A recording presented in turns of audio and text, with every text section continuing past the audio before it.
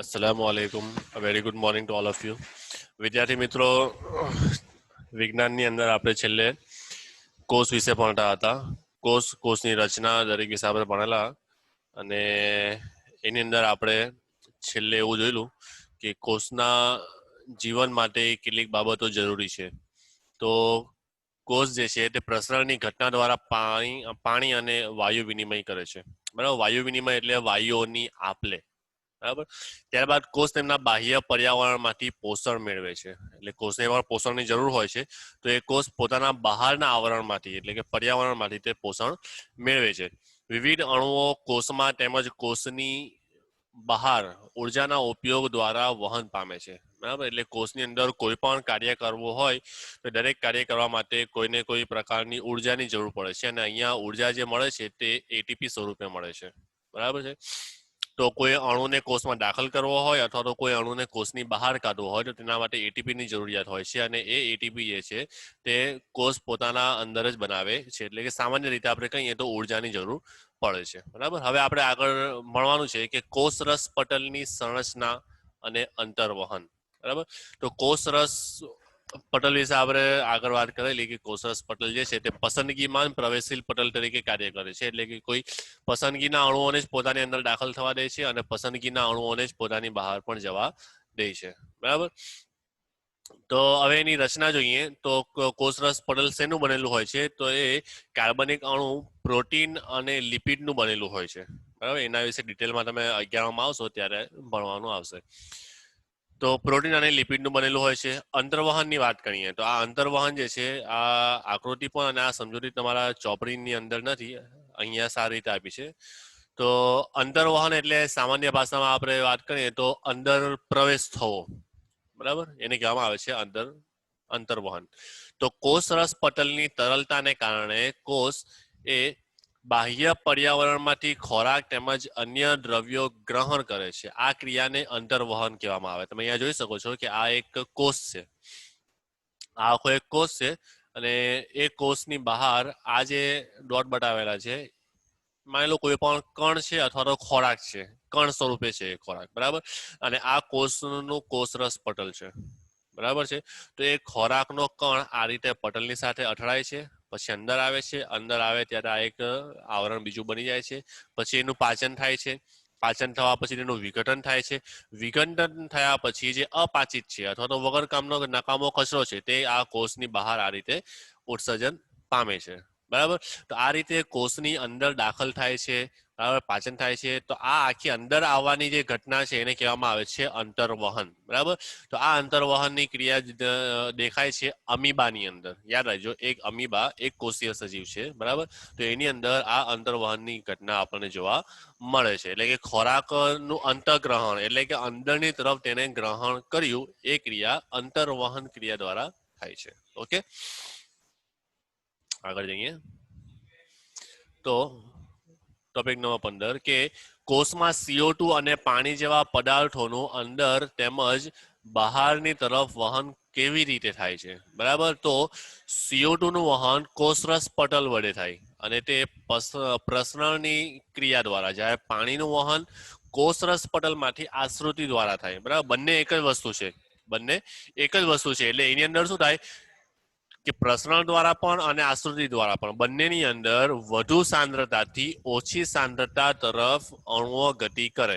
જો એ વાયુ સ્વરૂપે હોય તો પ્રસરણની ક્રિયા લાગુ પડે, અને પ્રવાહી સ્વરૂપે હશે તો તે આશ્રુતિની ક્રિયા તેની અંદર લાગુ પડે છે. બરાબર. તો વધુ સાંદ્રતાથી ઓછી સાંદ્રતા તરફ અણુઓની ગતિ થવી. તો અહીંયા જુઓ તમે કે CO2 અને પાણી તેના વધુ સંકેન્દ્રથી ઓછા સંકેન્દ્ર એટલે કે વધુ પ્રમાણથી ઓછા પ્રમાણની તરફ ગતિ કરશે. ચાલો આગળ જઈએ કે શા માટે કોષરસ પટલને પસંદગીમાં પ્રવેશશીલ પટલ કહેવામાં આવે. આગળ જણાવ્યું એ પ્રમાણે કે તે પસંદગીના જ અણુઓને અંદર દાખલ થવા દે છે અને પસંદગીના જ અણુઓને બહાર જવાની પણ મંજૂરી આપે છે. એટલા માટે એને પસંદગીમાં પ્રવેશશીલ પટલ તરીકે ઓળખવામાં આવે છે. જ્યારે તે કેટલાક દ્રવ્યોની ગતિશીલતાને પણ અવરોધે. બરાબર. એટલે એને પસંદગીમાન કહેવામાં આવે. આગળ જઈએ કોષ દિવાલની વાત કરીએ. કોષ દિવાલનું ચિત્ર તમને બુકમાં આપ્યું નથી, બરાબર. તો અહીંયા ધ્યાન આપો કે વનસ્પતિની અંદર કોષ દિવાલ ક્યાં આવેલી હોય છે? તો સૌથી બહાર, કોષનું સૌથી બહારનું જે આવરણ હોય તેને કહેવામાં આવે છે કોષ દિવાલ. અને એ કોષ દિવાલની અંદર બીજો એક પટલ આવેલો હોય છે જેને આપણે કોષરસ પટલ કહીએ છીએ. બરાબર. તો વનસ્પતિ કોષમાં કોષરસ પટલની પણ બહાર, એટલે માની લો કે આ બહારની બોર્ડર જે છે, આ ગ્રીન કલરની આ જે બોર્ડર જે છે, એ બોર્ડર જે છે તે કોષ દિવાલ છે. અને આ એની અંદર આછો ગ્રીન વાળો ભાગ જે છે એ છે કોષરસ પટલ. બરાબર. તો એક મહત્વની બાબત યાદ રાખવાની કે કોષના સૌથી બહારના સખત આવરણને કોષ દિવાલ કહેવામાં આવે. ત્યાર પછીનો અંદરનો જે આવરણ છે તેને કોષરસ પટલ કહેવામાં આવે છે. બરાબર. આ કોષ દિવાલ જે છે તે ફક્ત અને ફક્ત વનસ્પતિ કોષોની અંદર જ જોવા મળે છે. બરાબર. પ્રાણી કોષ ની અંદર કોષ દિવાલ જોવા મળતી નથી. બરાબર. તો આ ખાસ યાદ રાખજો કે પ્રાણી કોષમાં કોષ દિવાલનો અભાવ હોય છે, ફક્ત અને ફક્ત વનસ્પતિની અંદર જ જોવા મળે છે. હવે વનસ્પતિની અંદર જે કોષ દિવાલ હશે તે શેની બનેલી હશે? તો તે મુખ્યત્વે સેલ્યુલોઝની બનેલી હોય છે. સેલ્યુલોઝ જે છે તે વનસ્પતિનું જે કોષ હોય તે વનસ્પતિના કોષને મજબૂતાઈ પૂરી પાડે છે, એટલે કે તે વનસ્પતિને બંધારણીય મજબૂતાઈ પૂરી પાડે છે. બરાબર. તો એટલા માટે ત્યાં સેલ્યુલોઝ આવેલો હોય છે. તો યાદ રાખજો કે કોષ દિવાલ જે છે તે શેની બનેલી હોય? તો સેલ્યુલોઝની બનેલી હોય છે. આગળ જઈએ. હવે આ કોષ દિવાલ જે છે તેનું કાર્ય શું? બરાબર. સૌથી પહેલી વાત કે તે મજબૂત છે. બરાબર. તો મજબૂત હોવાના કારણે તે કોષોનો આકાર જાળવી રાખશે, એટલે કોષને ગમે તે આકાર ધારણ કરવા નહીં દે. બરાબર.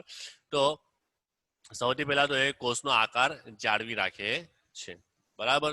ત્યારબાદ તે કોષોમાં પાણી અને પ્રવાહીમાં રહેલા પદાર્થને પ્રવેશવા દે છે. બરાબર. એટલે દરવાજાનું કામ કરે છે, એટલે પ્રવેશ પણ કરાવે અને બહાર પણ નીકળવા દે છે, જેથી જીવંત કોષો દ્વારા પદાર્થોનો વિનિમય શક્ય બની શકે, એટલે કે પદાર્થોની આપ-લે થઈ શકે. બીજું, તે કોષને વધુ પડતા જલ શોષણથી બચાવે છે. બરાબર. એટલે વધુ પડતું જલ શોષણ એટલે વધુ પડતું પાણી કોષ ચૂસી લે અથવા તો કોષ ગ્રહણ કરી લે, તો જેના દ્વારા કોષ જે છે તે ફૂલી જાય છે અને ફૂલવાના કારણે તેની દિવાલ જે છે, કોષ દિવાલ અથવા તો કોષ પોતે એ તૂટી જાય છે.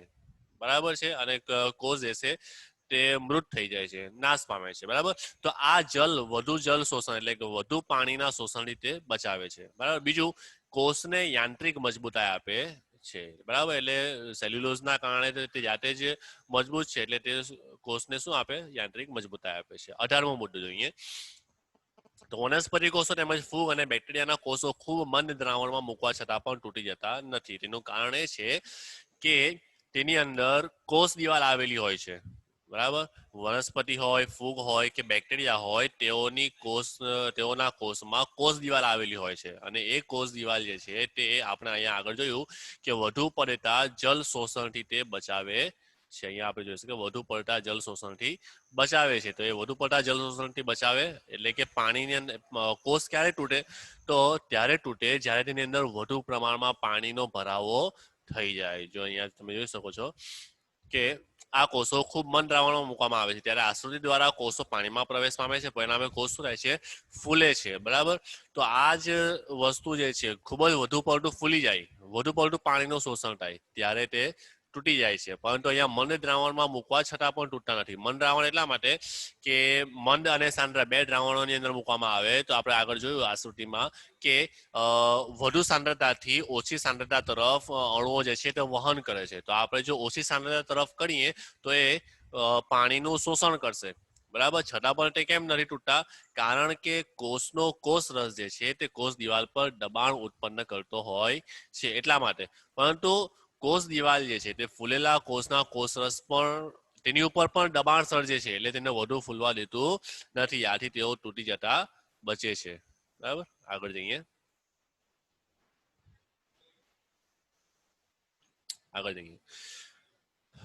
મુદ્દો નંબર 19 કે સુકોષ કેન્દ્રી કોષનું કોષ કેન્દ્ર સમજાવો. આ આકૃતિ પણ તમને બુકમાં આપી નથી, તમે અહીંયા ધ્યાન આપો.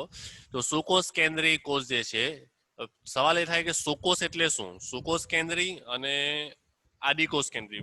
કોષ કેન્દ્રના આધારે અથવા તો કોષના કોષીય સ્તર પર કોષના બે પ્રકાર બીજા પાડવામાં આવે. એક હોય છે સુકોષ કેન્દ્રી અને બીજો હોય છે આદિકોષ કેન્દ્રી. તો સામાન્ય રીતે સુકોષ અને આદિકોષમાં તફાવત સમજાવવો હોય તો સુકોષ એને કહેવામાં આવે કે જેની અંદર કોષ કેન્દ્ર પટલ અને કોષીય અંગિકાઓ જે છે તે સંપૂર્ણપણે વિકસિત થયેલી હોય તેને કહેવામાં આવે છે સુકોષ કેન્દ્રી. અને જે કોષની અંદર કોષ કેન્દ્ર પટલનો વિકાસ થયેલો ન હોય અથવા કોષ કેન્દ્ર પટલનો અભાવ હોય અથવા તો અન્ય કોષીય અંગિકાઓ હાજર હોતી નથી અથવા સંપૂર્ણપણે વિકસિત હોતી નથી તો તેવા કોષોને કહેવામાં આવે છે આદિકોષ કેન્દ્રી કોષ. બરાબર. તો અહીંયા આપણે સુકોષ કેન્દ્રની વાત કરીએ તો સુકોષ કેન્દ્રી કોષનું કોષ કેન્દ્ર બે ભાગોમાં વહેંચાયેલું જોવા મળે છે. જો અહીંયા આકૃતિમાં તમે જોઈ શકો આ જે આખી આકૃતિ છે એ છે કોષ કેન્દ્ર છે. આખી આકૃતિ આ આખું કોષ કેન્દ્ર છે. બરાબર.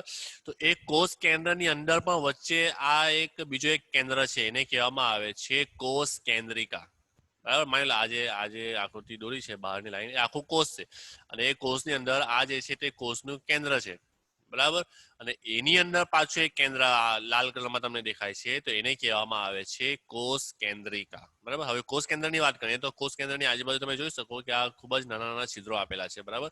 તો એ છિદ્રો શેના માટે છે તો એ છિદ્રો દ્વારા દ્રવ્યોનું કોષ કેન્દ્રની અંદરની તરફ અને બહાર એટલે કે કોષ રસની અંદર પરિવહન થઈ શકે. એટલે જે અણુઓ જે છે તે કોષ રસમાં હશે એ અણુઓ જે છે તે કોષ કેન્દ્રની અંદર જાય છે અને જે કોષ કેન્દ્રમાં હશે તે કોષ કેન્દ્રની બહાર એટલે કે કોષ રસની અંદર આવે છે. બરાબર. એટલે કે પરિવહન થવા માટે તે છિદ્રો આવેલા હોય છે. બીજું કે કોષ કેન્દ્ર બહારની તરફ દ્વિસ્તરીય આવરણ ધરાવે છે તેને કોષ કેન્દ્ર પટલ કહેવામાં આવે છે. બરાબર. તો આ એક કોષ કેન્દ્ર પટલ આ બહારની જે બોર્ડર છે તેને કોષ કેન્દ્ર પટલ પણ કહેવામાં આવે છે. આગળ જઈએ આપણે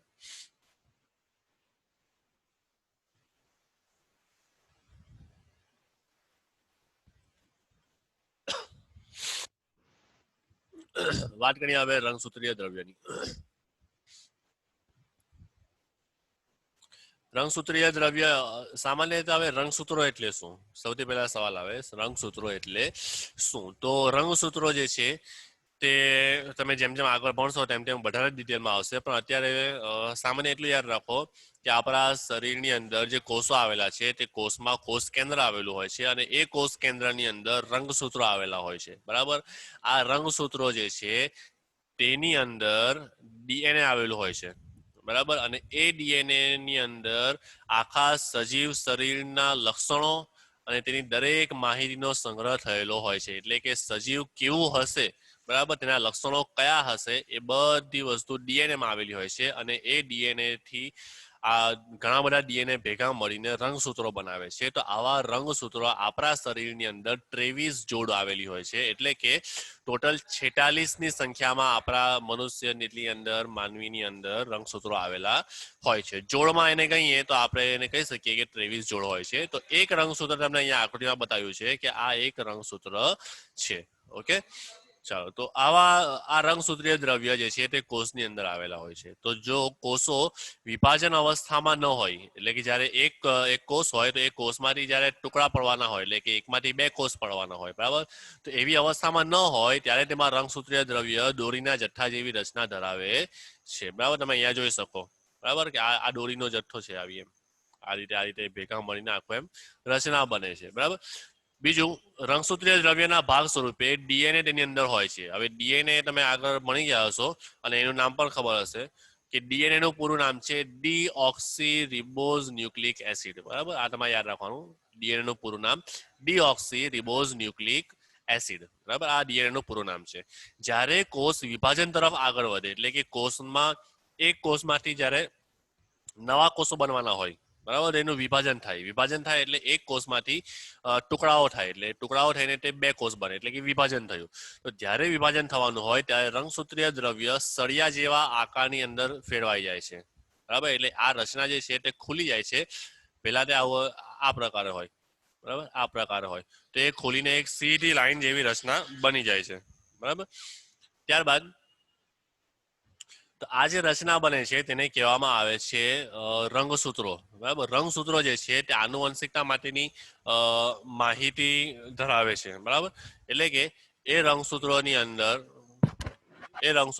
અંદર જે છે તે પિતૃ તરફથી એટલે કે માતા પિતાની અંદર જે લક્ષણો રહેલા હોય છે તે માતા પિતાની અંદર રહેલા લક્ષણો કયા લક્ષણો હશે અને એ લક્ષણો બાળકમાં આવશે, કેટલા આવશે, કઈ રીતે આવશે, એ બધી માહિતી જે છે તે આ રંગસૂત્રની અંદર આવેલી હોય છે. બરાબર છે. તો એ માહિતીને જે વસ્તુ ધરાવે, બરાબર, એને એ અણુને કહેવામાં આવે છે ડીએનએ નો અણુ. બરાબર. તો એની અંદર દરેક પ્રકારની આવી માહિતી સંગ્રહાયેલી હોય છે. આગળ વાત કરીએ આપણે.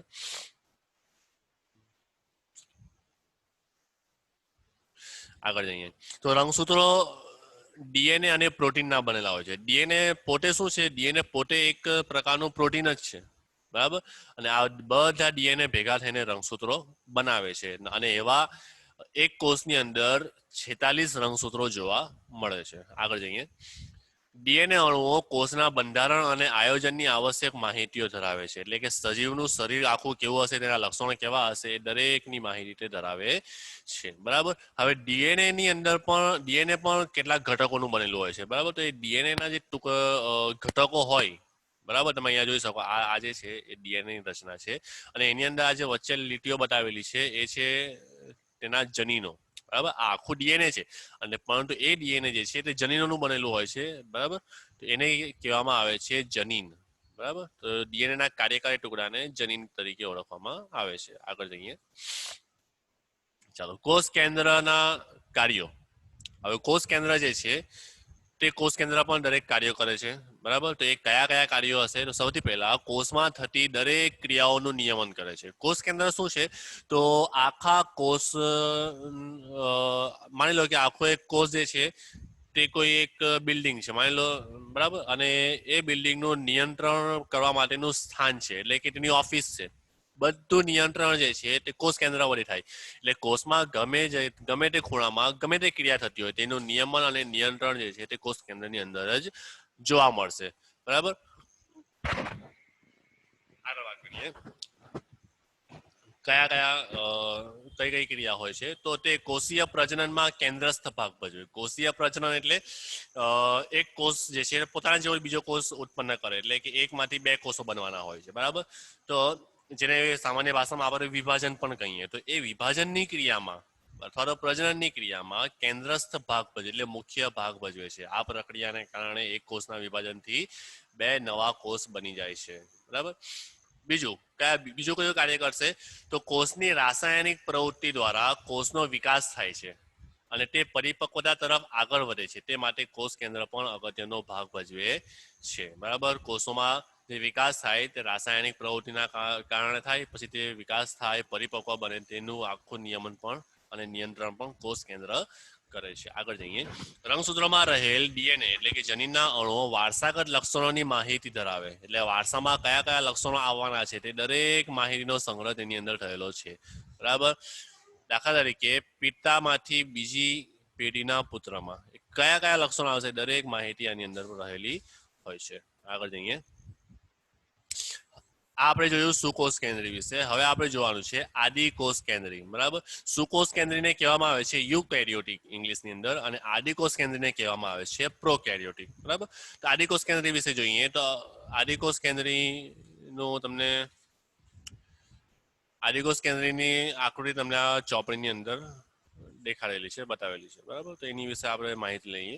તો પ્રાથમિક પ્રકારનું કોષ કેન્દ્ર ધરાવતા કોષોને આદિકોષ કેન્દ્રી કહેવામાં આવે છે, અથવા તો પ્રોકેરિયોટિક કોષ પણ કહેવામાં આવે છે. આ કોષ ધરાવતા સજીવોને આદિકોષ કેન્દ્રી સજીવ કહેવામાં આવે. બરાબર. તો આદિકોષ કેન્દ્રી સજીવોમાં કોનો સમાવેશ થશે? તો એની અંદર બેક્ટેરિયા એટલે કે જીવાણુઓનો સમાવેશ થાય છે, અને સાયનોબેક્ટેરિયા એટલે કે એક પ્રકારની લીલ છે. બરાબર. તેને સાયનોબેક્ટેરિયા પણ કહેવામાં આવે છે. બરાબર. ગુજરાતીમાં એને નીલહરિત લીલ કહેવામાં આવે છે. તો એ નીલહરિત લીલ અને જીવાણુ એટલે કે બેક્ટેરિયાની અંદર આ પ્રકારનો કોષ જોવા મળે છે, એટલે કે આદિકોષ કેન્દ્રી. બરાબર. તો આદિકોષ કેન્દ્રી કેમ કહેવામાં આવે? કારણ કે તેની અંદર આ કોષ કેન્દ્ર પટલનો અભાવ હોય છે. બરાબર. કોષ કેન્દ્ર પટલનો અભાવ હોય છે, જેના કારણે કોષ કેન્દ્રીય પ્રદેશ એ ઓછો વિકાસ પામેલો હોય છે. આગળ જઈએ. આ અવિકસિત પ્રદેશમાં માત્ર ન્યુક્લિક એસિડ હોય છે. બરાબર. તો એ વિકાસ પામેલો હોતો નથી કોષ કેન્દ્રીય પ્રદેશ, બરાબર છે. તો આ અવિકસિત પ્રદેશમાં માત્ર ન્યુક્લિક એસિડ હોય છે, અને આ ન્યુક્લિક એસિડને કહેવામાં આવે છે ન્યુક્લિયોઇડ. શું કહેવામાં આવશે? ન્યુક્લિયોઇડ કહેવામાં આવે. બરાબર છે. ચાલો તમે અહીંયા જોઈ શકો આ આકૃતિની અંદર કે આ કોષ, આખો આ કોષ છે, આ કોષનો અંદરનો ભાગ છે, અને એ કોષની અંદર આ જે ગુચરામય વસ્તુ દેખાય છે, બરાબર, આ આખી ગુચરામય વસ્તુ, એને કહેવામાં આવે છે ન્યુક્લિયોઇડ. બરાબર. આ પીળા કલરની અંદર તમને કોષ રસ પટલ દેખાય છે, બરાબર. અહીંયા કોઈ પણ પ્રકારનું કોષ કેન્દ્ર પટલ દેખાતું નથી, બરાબર. એટલે કોષ કેન્દ્રનો અભાવ હોય. કોષ કેન્દ્ર તો એમ હોય છે, પરંતુ એનો કોઈ પટલ હોતું નથી, અવિકસિત હોય છે. બરાબર. આગળ જોઈએ. આ અવિકસિત પ્રદેશમાં માત્ર ન્યુક્લિક એસિડ હોય છે, જેને આપણે શું કહીએ છીએ? ન્યુક્લિયોઇડ કહીએ. બીજું, તેની અંદર કેટલીક અંગિકાઓનો પણ અભાવ હોય છે. કઈ કઈ અંગિકાઓ? તો કણાભસૂત્ર છે, હરિતકણ છે, ગોલ્ગી પ્રસાધન છે, પછી અંતઃકોષરસ જાળ છે. આ બધું જે છે તે કોષીય અંગિકાઓ છે, જેનો આ કોષની અંદર અભાવ હોય છે. આથી ઘણા કાર્યો કોષરસીય ભાગો દ્વારા નિર્બળ રીતે આયોજન પામે છે. હવે આ અંગિકાઓ જે છે તે દરેકનું કાર્ય નક્કી હોય છે, અને કોષના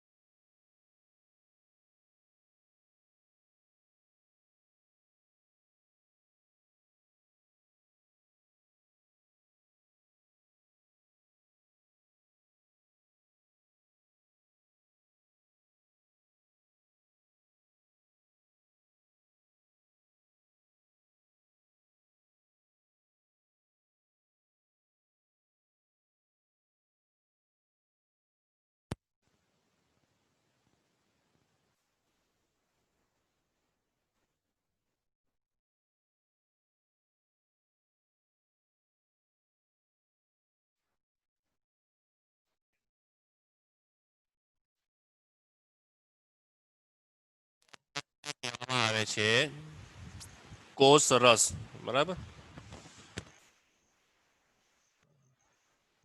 હવે અવાજ આવે છે?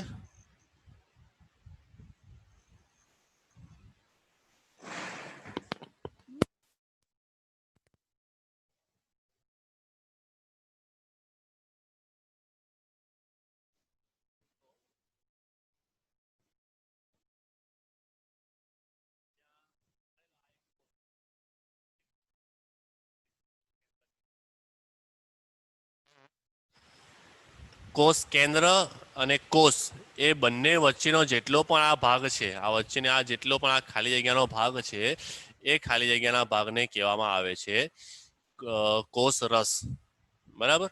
ચાલો આગળ જઈએ, હવે એના વિશે માહિતી લઈએ કે કેવું હોય છે. તો કોષરસ પટલની અંદર આવેલા પ્રવાહીને કોષરસ કહેવામાં આવે છે. તે કોષનો મોટો પ્રદેશ છે અને ખૂબ ઓછું અભિરંજક ગ્રહણ કરતો હોવાથી, અભિરંજક એટલે તમે કોઈ પણ એવા કલર વાળા પ્રવાહી આવે કે જેના વડે કોષનો રંગ, કોષ રંગ ધારણ કરે, તો એ ખૂબ જ ઓછો રંગ ધારણ કરે છે, બરાબર. એટલે તે આસ્થાપન જ્યારે, એટલે કે જેને આપણે માઇક્રોસ્કોપની અંદર જોઈએ ત્યારે તે ઝાંખા વિસ્તાર તરીકે આપણને જોવા મળે છે, બરાબર. તમે અહીંયા આકૃતિમાં જોઈ શકો છો કે કોષરસનો વિસ્તાર તમને કેટલો બતાવ્યો છે. તો આ જે આ કોષ કેન્દ્ર છે, બરાબર, અને એ આ આખું કોષરસ છે, આ બધો વિસ્તાર કોષરસ છે. અને આ જે લાલ, પીળી, લીલી જે કઈ રચનાઓ દેખાય છે તે કોષીય અંગિકાઓ છે, જેના વિશે આપણે આગળ ભણીશું. અત્યારે આપણે આ કોષરસની વાત કરી લઈએ. તો સુકોષ કેન્દ્રી કોષમાં વિશિષ્ટ પ્રકારની પટલીય કોષીય અંગિકાઓ જોવા મળે છે. આ બધી અંગિકાઓ કોષ માટે વિશિષ્ટ કાર્ય કરે છે. જે તમને આ અંગિકાઓ દેખાય છે લાલ, પીળા અને લીલા રંગની, તે તમને કોષીય અંગિકાઓ જોવા મળે છે. શું સવાલ છે બેન? આના પહેલાનો અડધો ક્વેશ્ચન છૂટી ગયેલો છે. ટોપિક નંબર બોલો.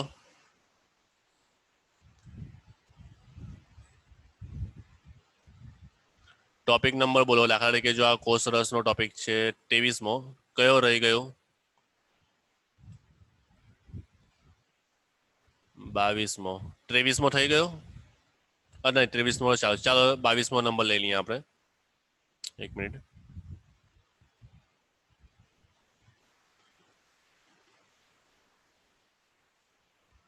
ચાલો 22મો જોઈએ. એટલે કે એનો તફાવત છે કે આદિકોષ કેન્દ્રી અને સુકોષ કેન્દ્રી કોષ વચ્ચેનો તફાવત. તો સામાન્ય રીતે આગળ મેં તમને બતાવ્યું એ પ્રમાણે કે આદિકોષ અને સુકોષ ક્યારે કહેવામાં આવે કે જ્યારે તેની અંદર મુખ્યત્વે કોષ કેન્દ્ર પટલની હાજરી અને ગેરહાજરી, શેની? કોષ કેન્દ્ર પટલની હાજરી અને ગેરહાજરીના આધારે તેને વ્યાખ્યાયિત કરવામાં આવે. તો જે કોષની અંદર કોષ કેન્દ્ર પટલની ગેરહાજરી હશે, બરાબર, તો તેને કહેવામાં આવશે આદિકોષ કેન્દ્રી કોષ. અને જેની અંદર કોષ કેન્દ્ર પટલ હાજર હશે તો તેને કહેવામાં આવશે સુકોષ કેન્દ્રી, બરાબર છે. આ તેનો મુખ્ય તફાવત છે, બરાબર. આગળ જઈએ. બીજો તફાવત શું છે? તો આદિકોષનું જે કદ જે છે તે સામાન્ય રીતે 1 થી 10 માઇક્રોમીટર અને માઇક્રોમીટર કહેવામાં આવે, તો 1 થી 10 માઇક્રોમીટર જેટલું હોય. જ્યારે સુકોષ કેન્દ્રી કોષ જે હશે તેનું કદ જે છે તે 5 થી 100 માઇક્રોમીટર જેટલું હોય છે, બરાબર. આ બીજો તફાવત. ત્રીજો તફાવત કે આદિકોષ કેન્દ્રની અંદર કોષ કેન્દ્ર કેવું હોય? પ્રાથમિક હોય. કેવું હોય? પ્રાથમિક. પ્રાથમિક એટલે અલ્પ વિકસિત અથવા તો અવિકસિત, બરાબર. જ્યારે સુકોષ કેન્દ્રની અંદર સંપૂર્ણ વિકસિત અથવા તો સુવિકસિત હોય છે, બરાબર. ચોથો તફાવત શું હોય? તો હવે કોષ કેન્દ્ર અવિકસિત હોય તો એના કારણે તેની અંદર તે ફક્ત શું ધરાવશે? ન્યુક્લિક એસિડ ધરાવશે. તે કોષ કેન્દ્રીય પ્રદેશની અંદર શું ધરાવશે? ફક્ત ન્યુક્લિક એસિડ ધરાવશે, જેને ન્યુક્લિયોઇડ કહેવામાં આવે છે. જ્યારે સુકોષની અંદર સંપૂર્ણ વિકસિત હોય છે એટલા માટે, અને તે શેના બનેલા હોય છે? પ્રોટીનના બનેલા હોય છે. તો પ્રોટીનના બનેલી જે આખી રચના છે તેને રંગસૂત્ર કહેવામાં આવે છે. તો એ ન્યુક્લિક એસિડ રંગસૂત્રની અંદર રહેલા હોય છે. પછી આગળ જઈએ. પાંચમો તફાવત જે છે તે આદિકોષ કેન્દ્રની અંદર જે કોષીય અંગિકાઓ અને કોષ કેન્દ્ર પટલ હોય તેની ગેરહાજરી હોય છે. અને જો હોય, કોષીય અંગિકાઓ હોય તો પણ તે અવિકસિત થયેલી હોય, એટલે કે સંપૂર્ણ વિકસિત હોતી નથી, બરાબર. તો આ એક તેનું ઉદાહરણ છે. જ્યારે સુકોષની અંદર શું હશે તો સંપૂર્ણપણે કોષીય અંગિકાઓની હાજરી હોય છે, બરાબર, અને તે સંપૂર્ણપણે વિકસિત થયેલી હોય છે, બરાબર. ચાલો, હવે કોઈને કઈ સવાલ હોય તો તમે હાથ ઊંચો કરી શકો અથવા તો ચેટમાં લખી શકો છો, બરાબર. આગળનું આપણે જોઈ લઈએ. 10 મિનિટ બાકી છે. તમારે કોઈ પણ સવાલ હોય તો તમે પૂછી શકો. કોઈને સવાલ હોય તો હાથ ઊંચો કરો.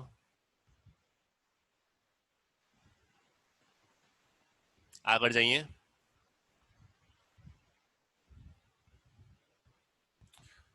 ચેટમાં લખો. આગળ જઈએ આપણે.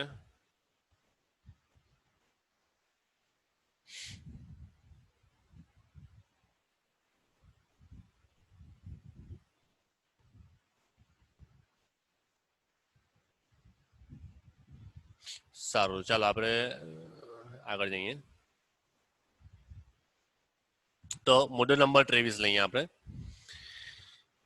તો 23મા મુદ્દામાં આપણે એવું જોતા હતા કે કોષરસ વિશે. તો મેં તમને બતાવ્યું કે કોષ દિવાલ અને કોષ કેન્દ્રની વચ્ચેનો જેટલો પણ ભાગ હોય છે તેને કોષરસ કહેવામાં આવે છે, બરાબર. અને તેની અંદર દરેક પ્રકારની કોષીય અંગિકાઓ આપણને જોવા મળે છે, બરાબર. અને તે આસ્થાપનનો મતલબ અભિરંજકને ઓછું ગ્રહણ કરે એટલે તે આસ્થાપનમાં આપણને ઝાંખો દેખાય છે, બરાબર. અને દરેક કોષીય અંગિકાઓ નું તે સ્થાન છે અહીંયા દરેક અંગિકાઓ આવેલી હોય છે જે ખાસ પ્રકારના કોષો ખાસ પ્રકારના કાર્યો કરે છે. આગળ જઈએ. મુદ્દો નંબર 24. વાયરસના ઉદાહરણ દ્વારા પટલનું મહત્વ સમજાવો, બરાબર. એટલે આ પટલનું શું મહત્વ છે એ આપણે વાયરસ વડે સમજીએ. તો વાયરસ જે છે એ કોઈ પણ પ્રકારનું પટલ ધરાવતો નથી, કોઈ પણ પ્રકારનું આવરણ ધરાવતું નથી, તેથી તે જીવંત લાક્ષણિકતા ધરાવતા નથી. એટલે વાયરસ જ્યારે શરીરની બહાર હશે, કોઈ પણ પ્રાણી શરીરની બહાર હશે ત્યારે આ વાયરસ જે છે તે મૃત હશે. કઈ અવસ્થામાં હશે? મૃત. જેવું તે શરીરની અંદર આવે છે, બરાબર, જો અહીંયા જો વાયરસ જીવન શરીરમાં દાખલ થાય, બરાબર, તો શરીરમાં આવશે તો શરીરની અંદર તે અંગોમાંથી પેશીમાંથી કોષોમાં જશે. જ્યારે કોષોમાં જશે ત્યારે તેની આજુબાજુ એક આવરણ આવી જાય છે, એટલે કે પટલ આવી જાય છે. અને આ પટલ આવવાના કારણે એ જે છે તે જીવંત થઈ જાય છે. બીજી ભાષામાં કહીએ તો સક્રિય થઈ જાય, બરાબર છે. એટલે કે કોષ જ્યારે જ્યાં સુધી ગુણન ન કરે, એટલે કે કોષનું ગુણન થશે, વિભાજન થશે, તો તેની સાથે સાથે વાયરસનું પણ વિભાજન થશે. તો જ્યાં સુધી ગુણન ન કરે ત્યાં સુધી જીવંતતા ન દર્શાવે, બરાબર. એટલે સજીવ શરીરની બહાર હોય વાયરસ તો એ નિષ્ક્રિય અવસ્થામાં હોય. જ્યારે સજીવ શરીરની અંદર આવશે, બરાબર, તો ત્યારે તે સક્રિય થઈ જશે, બરાબર. અને સક્રિય કેમ થશે? કારણ કે શરીરની અંદર આવતાની સાથે તેની આજુબાજુ પટલ આવી જાય છે, બરાબર. એટલા માટે તે જીવંત બની જાય છે. તો જીવિતતા માટે આ પટલનું મહત્વ છે. આગળ જઈએ.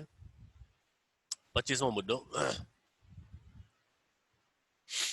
કે કોષીય અંગિકાઓ એટલે શું? શા માટે સુકોષ કેન્દ્રીય કોષો પટલમય અંગિકાઓ ધરાવે છે? અગત્યની કોષીય અંગિકાઓના નામ આપો. તો સુકોષ કેન્દ્રીય કોષોની અંદર દરેક ક્રિયાઓ કરવા માટે અલગ અલગ અંગિકાઓની જરૂર પડે છે, બરાબર. તો અહીંયા જો તમે કે વિવિધ પ્રક્રિયાઓને એકબીજાથી અલગ રાખવા માટે કોષ રસમાં પટલથી આવૃત નાની નાની ઘણી રચનાઓ જોવા મળે છે, બરાબર. તેમને કોષીય અંગિકાઓ કહે. દાખલા તરીકે આપણા શરીરની અંદર પણ દરેક કાર્ય કરવા માટે અલગ અલગ અંગો આવેલા હોય છે. કાન સાંભળવાનું કામ કરે છે, આંખ જોવાનું કામ કરે છે, પગ ચાલવાનું કામ કરે છે.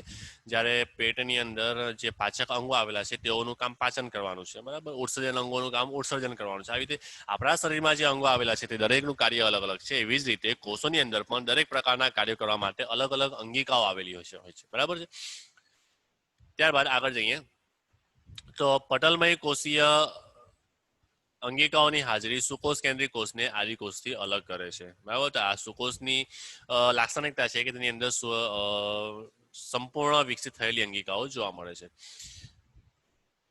પ્રત્યેક કોષ બાહ્ય પર્યાવરણથી અલગ રહેવા માટે પટલ ધરાવે છે, બરાબર. એટલે કે દરેક કોષની આજુબાજુ શું હોય છે તો પોતાની દરેક કોષને પોતાનું આવરણ આવે છે, જેનાથી તે બહારના પર્યાવરણથી અલગ પડે છે. બહુકોષી સજીવો તેમની જટિલ રચના અને કાર્યની જરૂરિયાતોને પહોંચી વળવા મોટા અને જટિલ રચના ધરાવતા સુકોષ કેન્દ્રીય કોષો ધરાવે છે, બરાબર.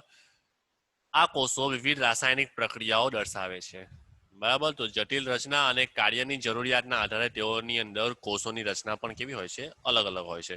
આ જુદી જુદી પ્રક્રિયાઓને એકબીજાથી અલગ રાખવી જરૂરી છે. આથી સુકોષ કેન્દ્રીય કોષો પટલમય અંગિકાઓ ધરાવે છે. તો એવી પટલમય અંગિકાઓ કઈ કઈ છે?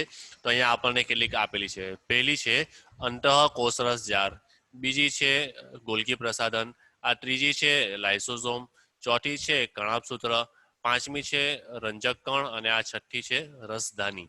બરાબર. આપણે દરેક વિશે વિસ્તારથી જોવાનું છે. બરાબર. સૌથી પહેલા આપણે વાત કરીએ અંતઃકોષરસ જાર વિશે. શેના વિશે? અંતઃકોષરસ જાર.